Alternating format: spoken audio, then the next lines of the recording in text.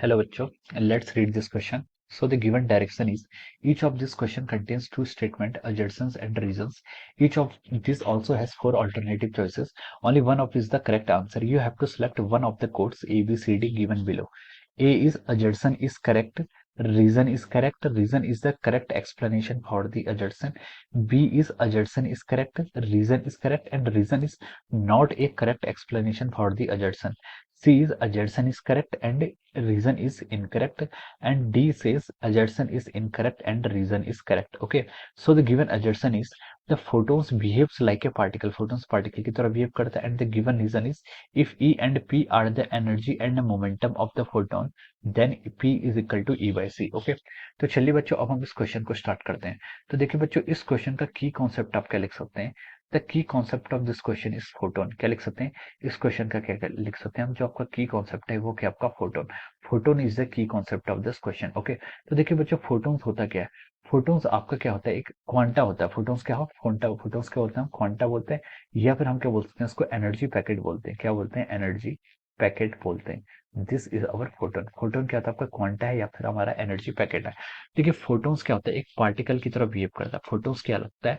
Particle की तरफ क्या करता है? बिहेव करता है। ओके, जब हम क्या करते हैं, हम जब हम क्या करते हैं, पार्टिकल नेचर ऑफ वेव को स्टडी करते हैं। हम जैसे किसी की वेव का क्या, हम पार्टिकल नेचर को स्टडी करते हैं, तो हम उसको स्टडी करने के लिए एक पार्टिकल की जरूरत होती है, और वो पार्टिकल क्या होता है? आपका फोटोन। फोटोन क्या होता है? आपका क्वांटा होता है, यानी कि एनर्जी पैकेट होता है। जो हमारे पास लाइट सन से आती है या फिर हमें किसी सोर्स से, बल्ब से जो लाइट आती है, वो क्या होता है? एक एनर्जी पैकेट होता है। और उस एनर्जी पैकेट को डिफाइन करने के लिए हम क्या बोलते हैं? फोटोन से उससे क्या करते हैं? रिलेट करते हैं। फोटोन से क्या बताते हैं? उसको बताते हैं। ठीक है, तो हम लिख सकते हैं इस क्वेश्चन का, इस क्वेश्चन में हम लिख सकते हैं फोटोन क्या आपका? फोटोन आपका पार्टिकल नेचर ऑफ वेव को क्या करता है? डिनोट करता है। We can write down that this denote our particle nature of wave. ये हमारा फोटोन हमें क्या बताता है? ओके, फोटोन क्या आपका? फोटोन एक पार्टिकल है जिसकी स्टडी से हम क्या करते हैं? इफेक्ट को, फोटो इलेक्ट्रिक इफेक्ट या फिर और भी अदर एक्सपेरिमेंट है, स्टडी करते हैं। ठीक है, फोटोन क्या होता है आपका? देखिए फोटोन आपका चार्जलेस होता है। फोटोन के पास कोई चार्ज नहीं होता है, और ना ही फोटोन के पास मास होता है। फोटोन मासलेस है, रेस्ट मास इसका जीरो होता है। जब ये मूव करेगा फिर रिलेटिविस्टिक केस में इसके पास मास आना स्टार्ट हो जाता है। ओके, लेकिन इंट्रिंसिक क्या है? इंट्रिंसिकली फोटोन का जो आपका रेस्ट मास होता है वो कितना होता है? जीरो होता है, और it has no charge.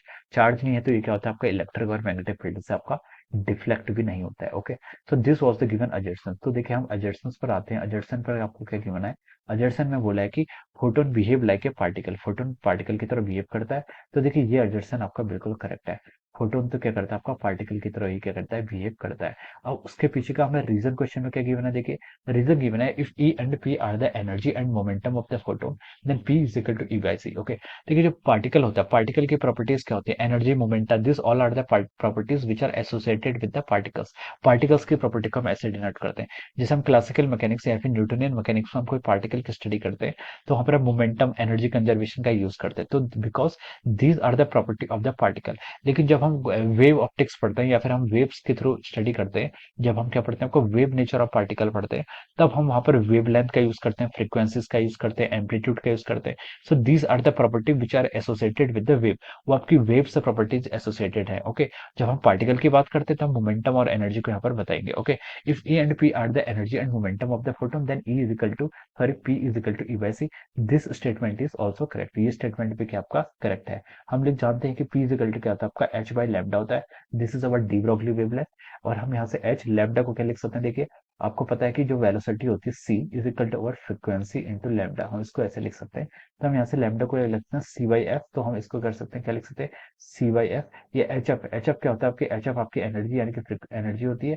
E by सी, ये आपको हम इस तरीके से इसमें लिख सकते हैं। तो हम बोल सकते हैं कि यहाँ पर आपका एडजेसेंस भी करेक्ट है, रीजन भी करेक्ट है, और जो आपका रीजन है वो एनर्जी और मोमेंटा बता रहा है, जो कि प्रॉपर्टी किसकी होती है? एक फोटो पार्टिकल की होती है।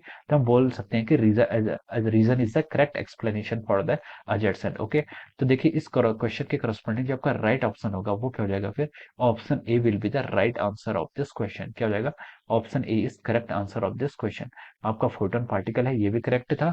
आपका एनर्जी और मोमेंटम जो गिवन है वो भी करेक्ट है, और हमें पता है कि पार्टिकल नेचर को डिफाइन करने के लिए हमें एनर्जी और मोमेंटम टर्म का हम यूज करते हैं। तो हम बोल सकते हैं कि corresponding to this question option A will be the right answer of this question. Okay, so I hope you all understood this concept. All the best and thank you so much.